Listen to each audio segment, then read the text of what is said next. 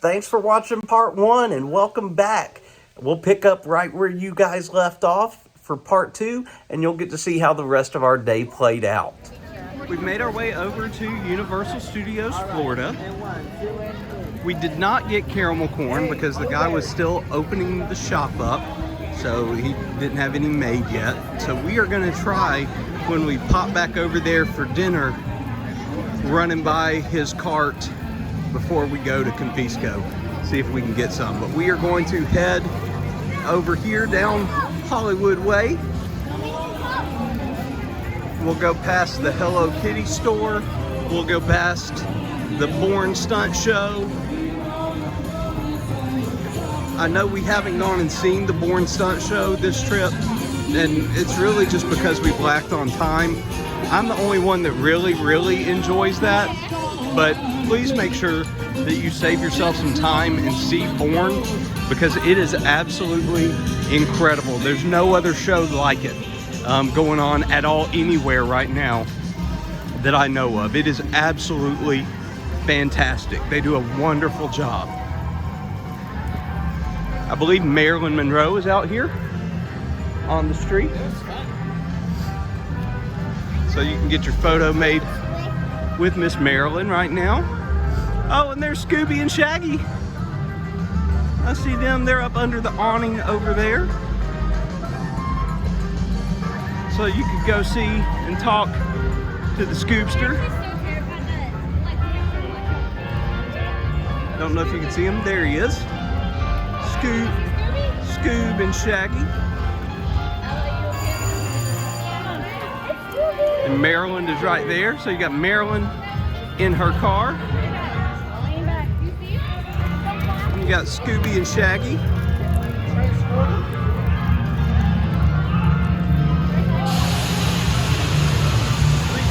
The boys love to interact with Scoob and Shaggy.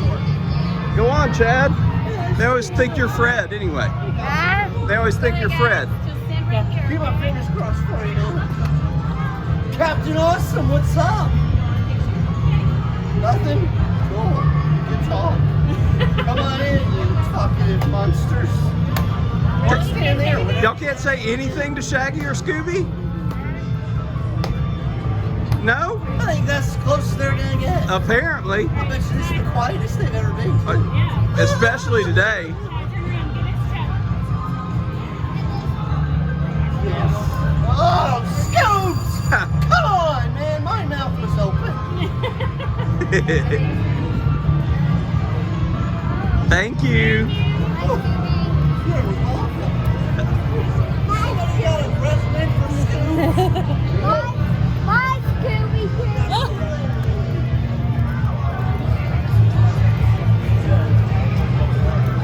The Five and Dime is a store for Bourne, as well as the classic Universal monsters like Dracula and Frankenstein and the Mummy. It also is where you leave the horror makeup show that they've been running forever. Right here on our left is the annual pass holder lounge. Looks like we're going in. So give me just a second, I'll transition. So the pass holder lounge, doesn't matter what kind of annual pass you have, you're allowed entry. They opened this during COVID just as a special place for annual pass holders to come and relax from the heat of the day. You can get specific annual pass holder merchandise in here. The vast majority of it you can find in many of the stores in the park, so it's not exclusive to this store. But what is exclusive to the stores, you can get any of the drinks here that they've got in their fridge, and you can make them frozen drinks. So you can get Coke, which of course you can get anywhere, but you can get Sprite, Powerade, and you can freeze it. So you can have your own icy that's Sprite or that's blue Powerade. You can't get that anywhere else in any of the parks, but it does cost additionally. Like, we can't fill up our regular refill cups with that. That would be an additional charge. All right, that's it. Just wanted to stop in and show you guys this, and we will continue on down Hollywood Way.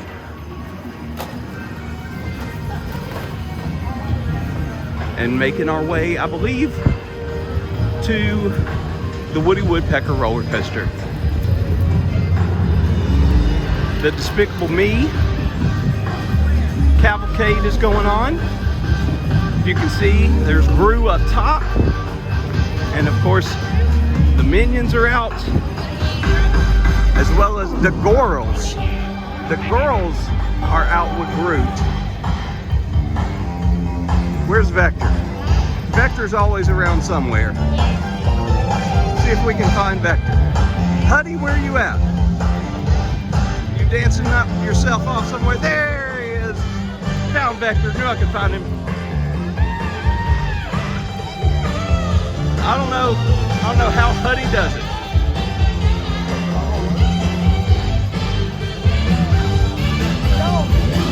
Keeps his day job and gets to come over here to Universal and just dance in his Vector-mobile all the time as well.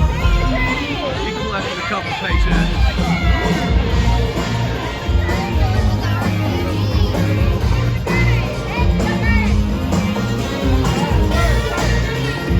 There he is, look at Vector. Vector is boogie.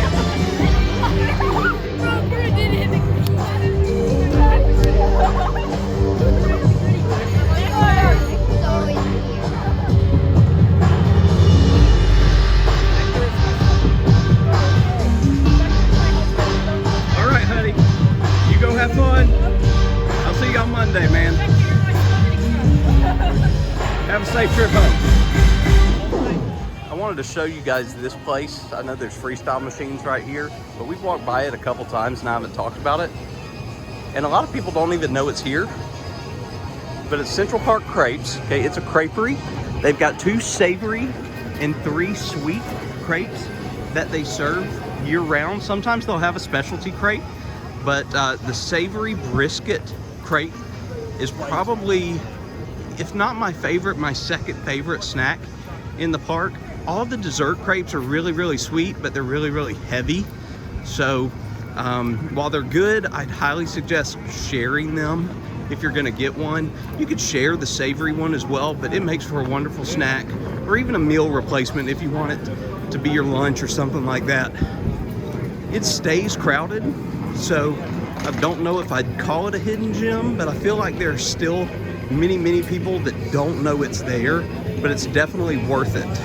And it's right across the street from Cafe La Bamba and Mel's Drive-In restaurant, just to give you an idea, wayfinding wise, of how you can locate the creperie. All right, time for us to ride Woody's Nut House Coaster. We did not ride this the other day. You're good, Rudy. I'll show you guys this. Hello. Hey there. So we will park the stroller here and we will hop aboard Woody's since we didn't ride it the other day. This is the inside of the train station for Woody's Nut House Coaster. The queue is not much to write home about here, especially the express queue. You just have those wooden fences up all around you, and it can get very hot down there. There's no ventilation, there's no fans like there are in here. So it's like you're trapped in between the fencing and the heat is just beating down on you. But now we're in the train station where it's much cooler. You can only run one train on this at a time. So it's not like Hippogriff where they can run 2. I want y'all to be able to see the Woody Woodpecker train.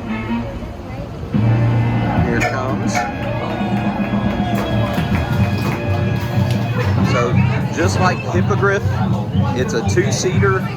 It's got a lap pull-down bar that has a net attached to it to keep you restrained in. And I'm gonna ride with Ty, and Chad is gonna ride with Jeff. We're off Woody's, and Woody's, again, it is a kid coaster. It's themed to be a kid coaster, but it's a good ride. Like, if you like roller coasters, if you enjoyed the Barnstormer or the Hippogriff, you'll like Woody. It's basically the same thing. Okay, it's a great one. The line is hardly ever long, even though they run one train. So it's something that you can do over and over and over. Jess and Ty, I think one evening, probably did Woody's 10, 12 times in a row, just back to back to back to back to back. while Chad and I were off doing bigger coasters and bigger rides when Ty was a little smaller. So now, since we're right here beside it, we're gonna go and have fun in the splash area at Curious George, and the boys wanna go back into the ball pit, so we're gonna do that for a little bit. So here we are at Curious George Goes to Town once more. And I'm not seeing the crew out here, so I'm guessing that they are already inside the ball pit area. So I'll just go ahead and make my way back there and hope that I don't get wet while I'm on my way. But I could definitely use a little break for my legs. Jess probably could too. She mentioned about getting wet herself over here just to cool off, because it is really, really hot. So wouldn't mind getting a little wet. You hear the Mardi Gras music playing all throughout the park. It is a party. After playing in the ball pit for quite a while and getting a little wet, but probably already dry at Curious George, we're making our way back over to E.T. to ride this vintage ride one more time. Get a good whiff of that awesome E.T. forest smell. And we are back in the beautiful E.T. forest, waiting in the express line. And they're doing the interplanetary passports again. So all of us got the only one who got it. All of us got our own passport with our name once more. So we'll see if E.T. says all of our names again, or if he's still saying goodbye to friends. As we make our way over to Men in Black, as we're done with E.T., we've already walked through the Simpsons area. We are going to stop off over here on our right in this futuristic building, which is actually just a building devoted to Coca-Cola Freestyle. So it is filled with Freestyle machines, and you can fill up in the shade. So we're going to go in and fill our cups up, and then we're going to go ride Men in Black. Here's another look for you guys inside Men in Black and the ride vehicle. And of course, the laser guns that you use to shoot your targets. Let's talk some Men in Black Alien Attack. Okay, so on that ride that we just took, Jess actually scored the most points. She finished with 276,000. Yours truly finished with 251,000.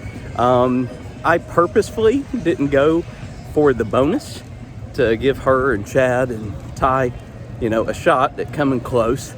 So she did win since she got the bonus at the end. With that being said, I wanted to talk some tips to improve your score on Alien Attack for those of you that come down here and ride it and maybe don't score so well. So let me give just some simple advice. Easiest way to improve your score. If you did not know, at the very beginning of the ride, they tell you don't push the red button. Then at the end of the ride, spoiler alert, they tell you the only thing left for you to do is push the red button. And if you push it, the first one to push it gets 100,000 points as a bonus added to their score. If more than one person touches it at the same time, then they get the bonus. So it's very possible. The car sits 6 people. If all 6 of you push it at the same time, all 6 of you can get a 100,000 point bonus. It's very hard to sync that though. Okay, but that is the easiest way to improve your score. Other ways to improve. With the guns themselves, you can just hold the trigger down. It's not a constant need to pull the trigger, pull the trigger, pull the trigger. Okay, once you get started, just hold it. It shoots automatically, so you don't have to release. It's easier on your hand and allows for faster shooting. Once you hit a target, stay on that target. Keep hitting it. Okay? There's no bonus for how many targets you hit or things like that. So once you know you've got your sight set on something and you're hitting it, just keep it there. You'll rack up points. Now, the more elusive the target, if it's moving, if it's one of those that's hiding and will only come out for a little bit and then disappear, those are worth more. So if you can hit those and stay on them, that'll shoot up your score as well. Okay, then my final tip for you guys on Alien Attack, what scores the most points for you before the red button is when you shoot at the other car. Okay, if you are able to hit that spot at the top of the vehicle and you can get a consistent aim on it, keep firing. The more you hit that, the higher your score is going to be. It's worth more than any of the other aliens in the entire ride. Okay, and you can continue to shoot it all the way up until you get to the very end of the ride before the big button push. If you can still turn and fire and see that target, you can still hit it and the points will still count. So there's yet another way for you to bring it up. So those are just a few. Those are the easiest pointers I can give you on that, and hopefully you'll be able to remember these. File this away for the next time you're here and able to ride Alien Attack, and you should see a vast improvement in your score. All right, we haven't done Fast and the Furious, and since we're all family, we're gonna do Fast and the Furious. The ride itself, not much to write home about, but the queue, absolutely fantastic. So I'll show you guys that. And y'all will get to see the best part of Fast and the Furious, supercharged. You are. All right, so we are in the queue of Fast and the Furious. This is just the beginning. There is something that I want to show all of you guys before we get into kind of the warehouse portion. Oh, how awful. They removed it. Okay, so here at this picnic table, they used to have empty bottles of beer sitting on the table. And one of the bottles at the head of the table over there used to be laying down. It was knocked over. And they had done that as a tribute to Paul Walker, the original star of the franchise, before they just switched it over to Vin Diesel's character when Paul Walker died. So when they built this, that table scene there with a tilted over bottle, the idea of, you know, pouring one out for Paul Walker. Now we're in the warehouse, and you can see all the amazing vehicles. Not all of these are shown on the ride. They're just here for show. Thank you. All right, and of course we are in the express queue. So hopefully we won't have to wait too long. There are 2 pre-shows with a live staff member.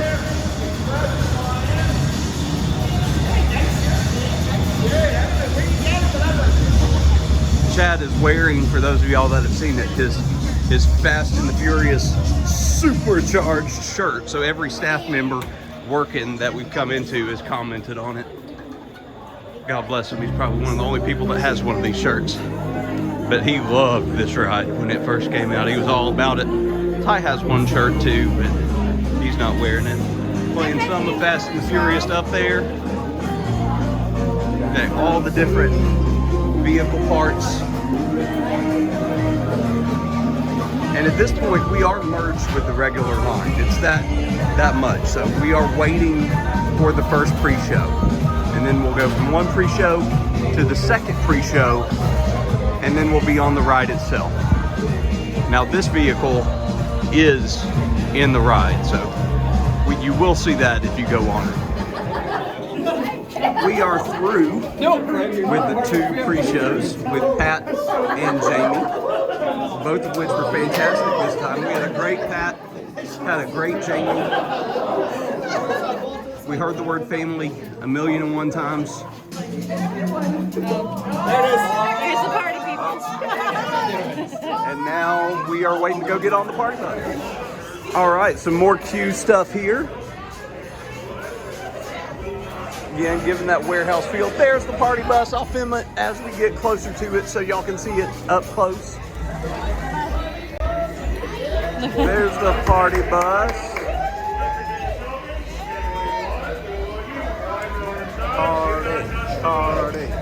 Party in the party bus. Woo woo! I am a firm believer that that is the way that Fast and the Furious Supercharged is supposed to be ridden and enjoyed. We had a rowdy group of about 12 to 15 people in our party through the 2 pre-shows, and then they were on the back of our bus, and they treated the whole thing like a party. We were on a party bus. It was a party. They were having a good time. It fed the 2 staff members, the cast members that were in charge of the pre-shows, fed into their acts. It came across great on the bus, during the action scenes, everything. It was an incredible time. Jess even enjoyed herself, and she notoriously hates that ride. And so that was a great run through of Fast and the Furious Supercharged. So Ty got some more beignets, and we got ourselves a Cajun twisted tater with some spicy cheese that we're dipping it in. And we're sitting over here by the Fallon shop in the shade eating. Once we're done with this, we're gonna head back over to Islands of Adventure and get ready for our dinner at Confisco. All right, goodbye Universal Studios Florida for the last time this trip. We will miss you, your awesome rides. Velocicoaster. That's at the other park. We're saying bye to this park right now. I know. We'll miss you and your awesome Mardi Gras food. But now we head back over to Islands for dinner. We are back in Islands of Adventure. I apologize for not filming our entry into the park, but we had a little business to take care of, so we were a little preoccupied. First, caramel corn success. He was open and he overfilled it, so we got our fill of caramel corn. And Jess gave us a little scare because she realized when she was buying the twisted tater that her debit card was nowhere to be found. So we thought, and the last thing that she bought was a pretzel over here in Seuss Landing for her and Chad to. Yep, I bought your chips then Yep, too. and Ty's chips over in Seuss Landing. So after checking Lost and Found at the front of the park, it wasn't there. We came back here to the pretzel place and they had it. So thank goodness, that's a little relief. And now we are headed over to Confisco to eat our dinner. This is the inside of Confisco. It does have upstairs seating, but we are downstairs. Walk y'all back to our table. But the theme of just a simple trade port restaurant. And it is awesome. Our waiter is over here already.